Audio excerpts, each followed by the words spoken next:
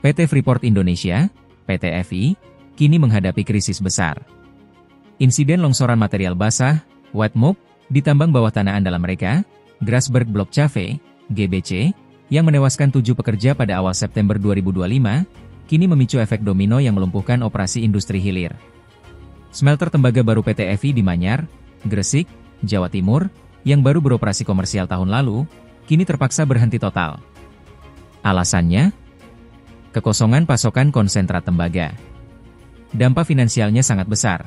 Induk usaha PT FI, Freeport-McMoRan, FCX, memproyeksikan operasi penuh baru pulih pada tahun 2027, dengan potensi produksi tembaga dan emas anjlok 35% pada 2026. Mari kita bedah mengapa insiden di Papua ini melumpuhkan industri di Jawa. Smelter Gresik berhenti total. Presiden Direktur PT FI, Tony Wenas, mengonfirmasi sendiri bahwa operasional smelter yang dibangun dengan investasi besar itu kini terhenti. Penyebab utama kelumpuhan: kekurangan bahan baku. Tony Wenas menjelaskan bahwa berhentinya operasi smelter di Java Integrated Industrial and Port Estate, JIPE, Gresik, disebabkan oleh kekosongan pasokan konsentrat tembaga setelah operasi tambang Grasberg ditangguhkan. Sekarang operasionalnya, smelter, bisa dikatakan berhenti karena konsentratnya nggak ada, kata Tony Wenas. Investigasi berlanjut. PT FI masih melakukan investigasi mendalam bersama Inspektur Tambang dari Kementerian ESDM terkait insiden longsoran material basah, wet mud, di GBC. PT FI tengah mengkaji alternatif agar tambang Grasberg bisa segera beroperasi kembali, bahkan jika tidak dalam kapasitas penuh.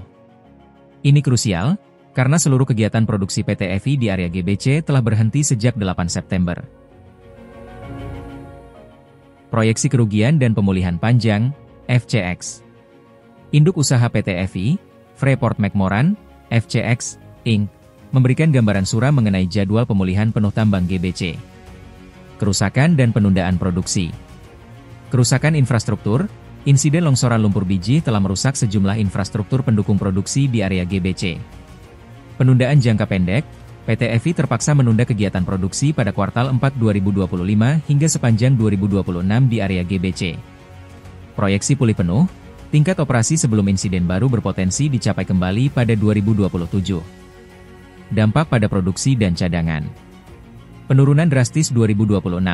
Dalam skenario terburuk, produksi PT FI di tahun 2026 berpotensi sekitar 35% lebih rendah dari estimasi sebelumnya. Signifikansi GBC. Badan biji GBC ini sangat vital, mewakili 50% dari cadangan terbukti PT FI dan sekitar 70% dari proyeksi produksi tembaga dan emas hingga 2029. Meskipun GBC terhambat, tambang Bigosan dan Deep MLZ yang tidak terdampak diharapkan dapat beroperasi kembali pada pertengahan kuartal 4 2025.